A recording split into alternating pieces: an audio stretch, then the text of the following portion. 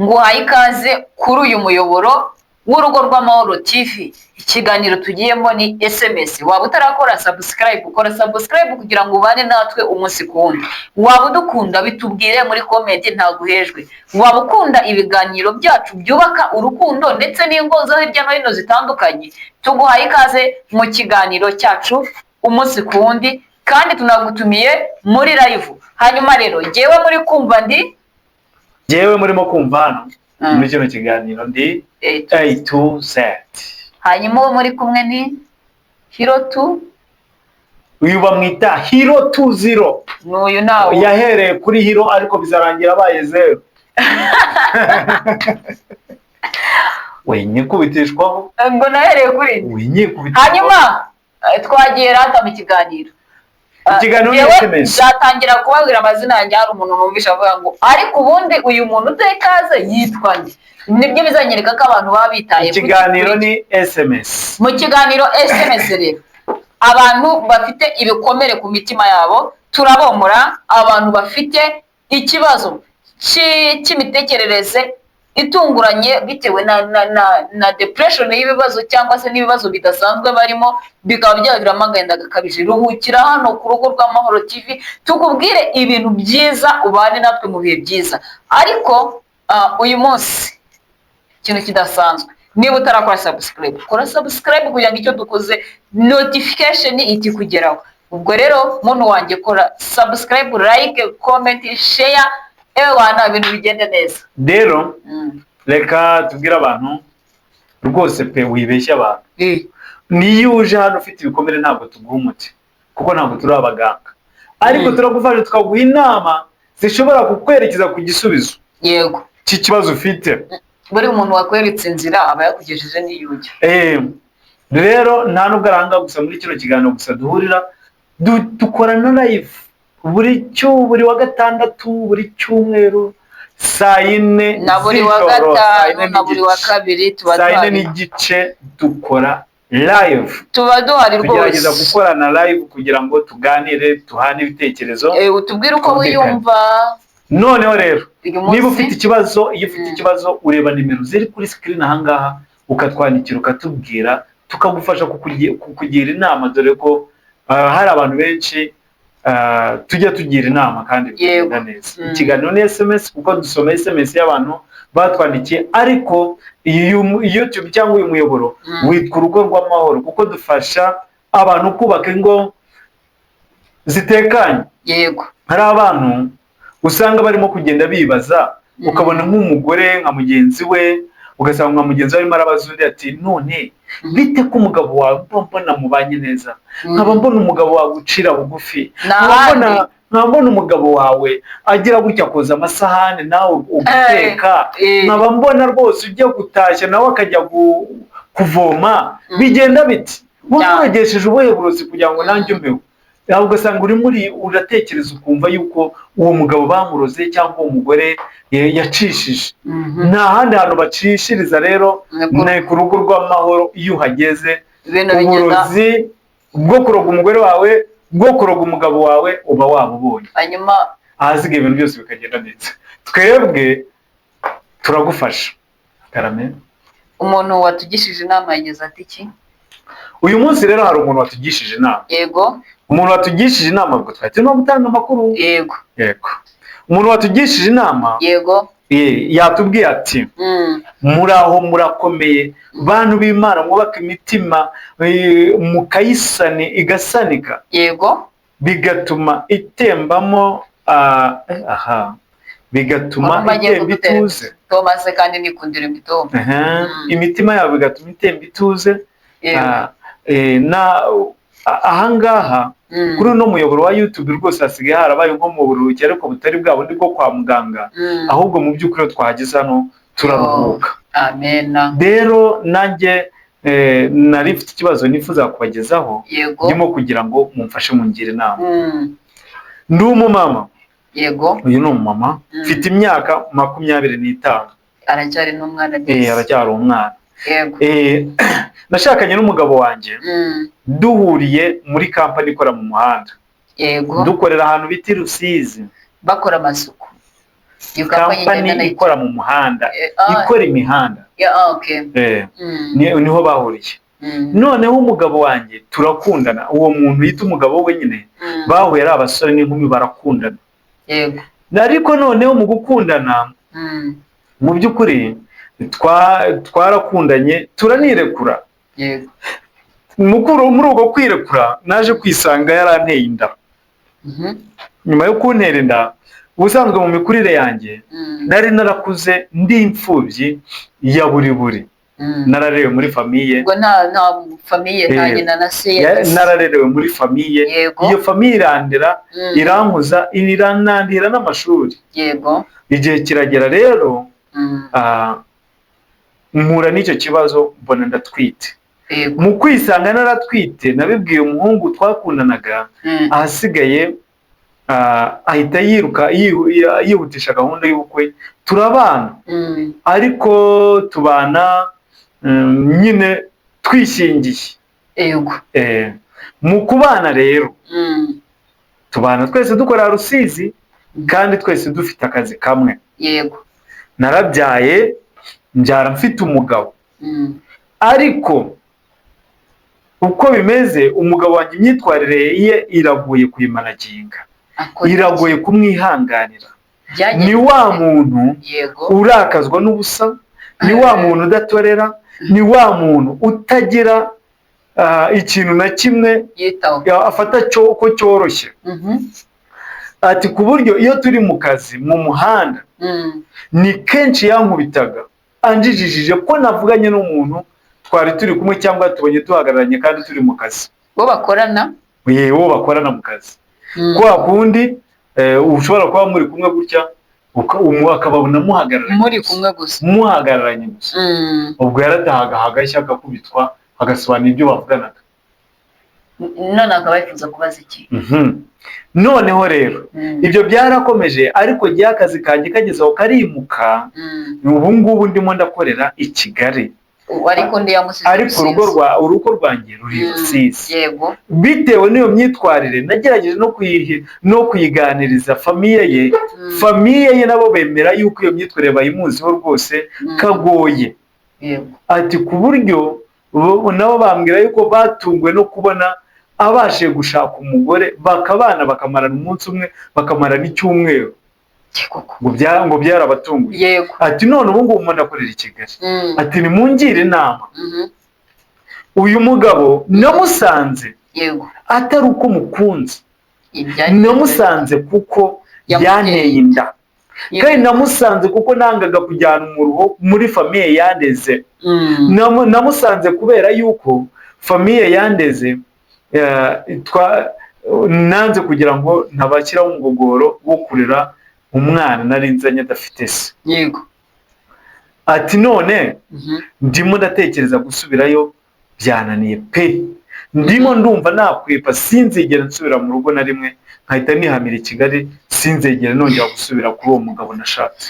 Ati mungire inama. Nakuranye ibikomere. None nshatse nakuranye ibikomere bikomeye cyane cyane yuko nasigaye ndi imfubyi, nkabaho mu buzima bugoranye. Ngize amahirwe ndakura, none ubu ngubu aho bigeze ndabona n'urugo ngiye nashatsemo ngiye kuzasaziramo rurutwa na gereza. Mungire inama. Biroroshye. Aho tubwira ukuntu biroroshye ko ibi bintu bishobora guhinduka mu kanya gato. Icyambere afite umugabo udatorera. Umugabo we afite icyo bita distractive behavior. Yego. Ariko nubwo bimeze gutyo, hari ubundi buryo ashobora kumuhinduramo. Icyambere, uwamaze kumenya icyo yanga n'icyo akunda, ukimenya mbere yuko wakumenya, ni amahirwe akomeye. Mwicaze umere nkaho ugiye kumugira umwana mu rugo w'igitambambuga. Gusenya ntabwo ari byiza, wa mubyeyi we, gusenya ntabwo ari byiza. Umwanzi burya niwe wabwangara agasenya, ariko gusenya si byiza. Cyangwa se ngo umwanzi arakabara amaso, icyo kintu uwo mugani urawuzi. Ariko wa mubyeyi we rwose hoya, ahubwo reka twigire inama kandi nziza ya nyayo. Urabizi ko umugabo adatorera, gera mu kazi ukora ugenda utorere, niba ashaka abona ari radiyo iba muri ako kazi. Yego. Nugera mu rugo umushyire utunyomoro nk'umwana, umushyire uturabyo nk'umwana, utangire ufonde amarangamutima ye nk'umwana ugiye gutoza ubuzima. Yego. Numara kubitangira uzakora icyo kintu umwaka umwe, ukurikiyeho umugabo azaba yarakuyobotse. Ariko nuvuga ngo urarambiwe urivumbuye, ntabwo bizakunda, ntabwo uzarwubaka. Ahubwo reba uvuga ngo umugabo wanjye dupfa iki kintu dupfa reka nkireke.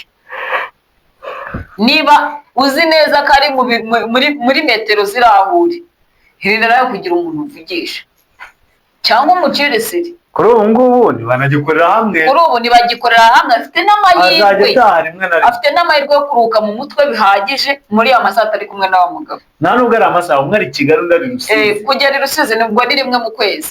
Wowe icare ufate umwanya uvuge ngo iminsi 27 igize ukwezi, yego, nzajya mba ni free, nkora bya bindi byose uyu mugabo tubana yanga.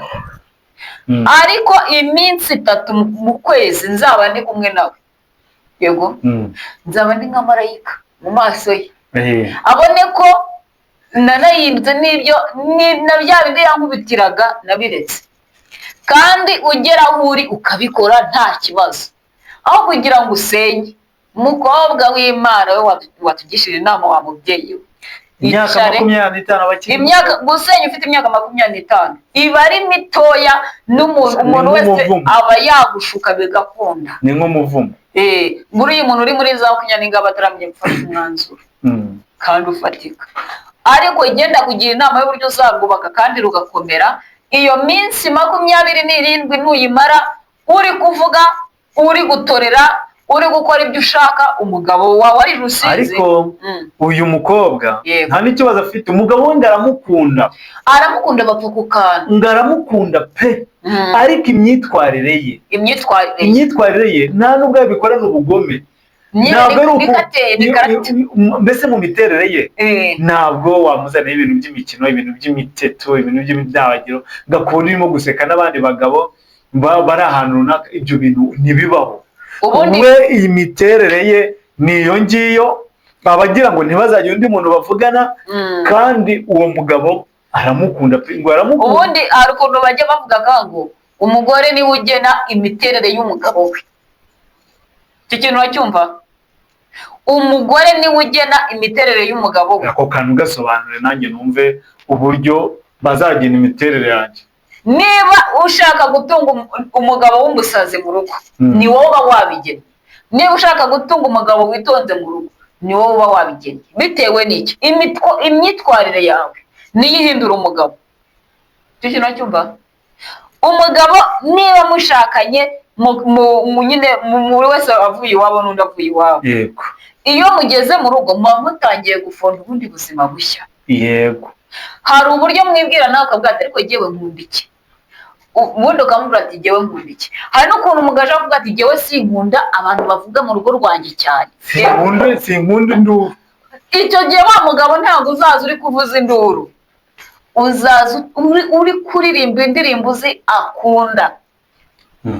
Uze winjire mu nzu yiririmba, kubera ko ayikunda izamuryohera mu matwi, yikange nawe yavuze. Mu rugo mwese mwe mwasakuje, kandi yaravuga ati sinkunda abantu bavugira iki bavuga mu rugo rwanjye. Icyo kintu wacyumva? Abantu batera hejuru. Uzikanga mwaririmbye, noneho ku munsi w'ejo nuva mu kazi wongera uzi ya ndirimbo uri kuyitera, uri kuyiririmba, azajya kwibutsa ati ariko twiririmbire ya ndirimbo. Ahita akwaza ati ariko wowe ntayo ugira ukunda, urugo rwanyu rubemo akavuyo, rubemo radiyo, kubera ko ari we wabiteye. Ariko umugani avuga ngo jya nkunda abantu baba bacecetse. Ukagera ku irembo ugahita ushyiramo agati mu menyo kugira ngo umugabo umwemeze, kubera ko akunda abantu bacecetse. Ndakubwiza ukuri, ubwo muzabyara abana b'ibiragi. Icyo kintu uracyumva? Ni ukumera nk'uwakiriye ibintu ariko mu by'ukuri umeze nk'umuntu ufunze. Ahubwo we hari uburyo wereka umugabo ko wakiriye ikintu, ariko mu mutima utacyakiriye, bimeze nka depression. Ahubwo ugasanga mu rugo ugiye kubamo ko ucecetse, ucishije make, uri kwayitse.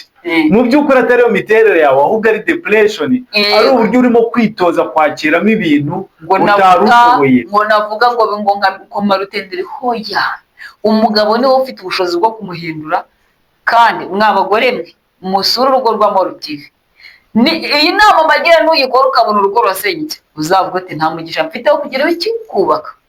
Ariko niba umugabo agukunda baba bati sinkunda umuntu ufite hasi sinkunda umuntu yirutse, ushaza ngo ati ko buriya ukunda iki? Nugira nujya kumva kubwira ikintu akunda, uzaba washoboye amarangamutima ye. Kwa gushobora amarangamutima ye rero bizarangira umaze no kumushotora. Uzahita nawe ugenda uvuga ati okay, yambwiye ko akunda iki? Umupira. Uze uve mu kazi wiruka nta bintu byinshi, uhita utangira ufungure radiyo wumve iradiyo iri gucishaho umupira. Abariyo ufungura ubizi neza ko aho kugira ngo ugiye guhangana nawe ucuranga indirimbo z'abakatolike kandi ubizi yuko yikundira umupira. Yego, wa mugani azaryoherwa na wa mupira yarari kumva, none wa mupira uzajya kuvamo hahita hajyamo indirimbo za ndirimbo ukunda zire zigiyemo. Ntabwo azahaguruka ngo agende afunge radiyo atari we wagize ibiki wayifunguye. kandi ikindi ntabwo azagutonganya atari we wabishyizemo. Nta nubwo azagutonganya, ariko nasanga wacuranze indirimbo azavuga ati kuki wacuranze indirimbo navuge ko nkunda imipira. Hoya, siyasa izakugeza kure. Nereka nanjye nongera akandi kantu. Mu by'ukuri ushobora kuvuga ngo ntabwo uzasubiraho ugasanga urashenye ku myaka 25 yawe ni mikeya. Yego, ugasanga wanze kubyarira iwanyu no mu rugo rutari iwanyu kugira ngo batazavugira ngo iki, ariko hari uburyo bazagira ngo iki mu gihe bazajya babona ushenye mu gihe cy'umwaka umwe. Yego, sasa rero ikibazo cyari gihari ni kimwe. Yego, ibintu byicanguye, ibintu byarangije kwicangura. Umugabo wawe niba agukunda ubizi nk'uko bitubwira. Yego, iyo turufu irahagije kuyirisha. Wowe mwiyegera umubwira ati muri cya gihe uvuye i Kigali nawe ugeze i Rusizi atari ko sheri ubundi hari ukuntu umugore ni example nandi kwerekana. Hari ukuntu umugore agera mu rugo bakumburanye kwazi ko sheri urumva uko mbuye kurya gake cyangwa ukunda gake. Yego, niba avuga ati ngewe reba nkunda aka gacupa kuzuyemo intuzi warage, tugende muzana akarindwi ka warage. Ayibona ari nyinshi mu rugo ariko ntamenye ikintu uri gutagatika. Yego, kugeza igihe azajya ariko dukoze ko warungurira wowe ukunda iki? Wowe cyumvisha icyo kintu umugore ati burya ngewe rero nkunda urwara rw'isatura. Ndakubwiza ukuri azajya kuruhiga arenga imisozi arenga hari ahantu uzisatura, ariko azihangana agenda muri ya mashyamba yo muri Kongo ajya guhiga isatura kugira ngo akunda gushimisha. Noneho rero yego, nicyo narimo kuvuga kikemuye byakare. Ikintu cya mbere mupfa nuko uno mugabo afuha, kandi mu gufuha kwe akaba atagira kwihangana. Amarangamutima yazamuka vuba kandi yazamutse ntabwo yahagarika. Yego, ni ka kantu kabaho gatoya ayarangiza akaba arakubise. Ibyo bintu biragoye, ariko noneho byari byikemuye. Ariko buriya impamvu y'umugabo uburyo byari byikemuye. Uburyo byikemuyemo ni ibihe rero? Yego, ubundi mbere yaguhohoteraga cyangwa akagoza ku nkeke kubera ko mwakoranaga mukongera mukanararana. Yego, igihe cyose babaga bari kumwe mu kazi, bari kumwe no mu rugo ugasanga bari kumwe no ugasanga akanamutindura ndakabona amakosa. Noneho kandi n'ababeshyi mw'abagore muri abagore bazi ubwenge ntabwo bajye bakunda gutindana n'abagabo, kuko niba hariho abantu bagira amakosa mu mivugire, mu mihagurukire, mu migendere, mu tuntu twose bakora ni abagore. Kandi abagore nibo bantu bakora utuntu twinshi tubaho. Utu twintu twinshi rero badukoramo amakosa. Rero umugabo kuba kwicaye iruhande akubonamo amakosa menshi. Uko akubonamo amakosa menshi rero ni nako agenda arushaho kukuzinukwa cyangwa murushaho kujya mu makimbirane. Ufite amahirwe kuko urimo gukorera kure. Komeza usaba Imana, ukomeze ukorere kure ajya kubona gukumbuye. Komeza usaba Imana, ukomeze ukorere kure ajya kubona agukumbuye. Nazajya kubona agukumbuye ya makosa ntabwo azajya apfa kubona umwanya wo kuyabona, nta nubwo azayabona. Noneho rero ni mu kibana mu kazi kamwe, ni murimo gukorera hamwe, uzacunge kandi atazaba yaragushyizeho ingenza cyangwa ugasanga telefone yawe yayihuje niye, kuko uno mugabo niba afite gufuha bigeze aho ngaho ashobora no gukonekitinga izo fone rimwe ukazavugana n'umuntu bikakubyarira umwaku w'umwaka. Yego. Byamara kukubyarira umwaka w'umwaka ugasanga ugiye kuba ku nkeke cyangwa bitumye unasenya. Wowe mutagetinge ujye ucungana n'iminsi 2 cyangwa 3 nk'uko yabivuze. Iyo minsi uzajya ujya mu rugo ucungane nayo gusa uve amahoro wigendere. Ahasigaye indi minsi uzajya kuza yaragukumbuye nawe waramukumbuye, niwagera mu rugo wubahirize bya bindi. Telefone niba adakunda kuvuga niba uzika ko yikubitemo akadege warayi yishyiramo akadege uyishyire munsi y'umusego kugira ngo itaza no kubaderanda, utaza no kwirema akabwata atari ko umuntu waguhamagaye isa yari kukubaza iki. Oya, kubitamo akadege, ukubitemo password urambike hari kugira ngo ariko nabyo si sawa. Ibintu by'akadege wapi nuzagire ukabona umuntu mushobora kuvugana igihe kirekire bigateza ikibazo, wowe uzakora iki? Uzabifate telefone uwo muntu numuvugisha. Cyari no kuno umuntu umuvugisha agahita kubura akubwa ko adafite akanya. Kuba akazi ko muri butindane bikabyara ibibazo. Rero uwo muntu mugenze gutyo, ariko nanone ugiye ugera mu rugo ugashyiramo fone akadege nanone yazakira kucyo ugera hano fone ukayifunga ntabwo uba ushaka kuvuga, ntushaka no guhamagara. Ari no kuntu buriya abagabo baroroshye, wa mugore hari n'ukuntu umugabo uzajya umurangaza yambitse kanashira atibutse kunatunga telefone cyane. Birashoboka ko anamurangaza iminsi kanarangira bitewe nuko mwinezererewe mwimereye neza. Yego, bikaba byakunda. Reka tubashimire rero inama tuguhaye ushobora kuzikurikiza, kandi n'abandi bantu bakurikirana urugo rw'amahoro bashobora gutanga nabo ibitekerezo bagatanga inama kuri uno muntu kugira ngo abashe kugira gute gukuramo ibitekerezo bishobora kumwubakira. Yego.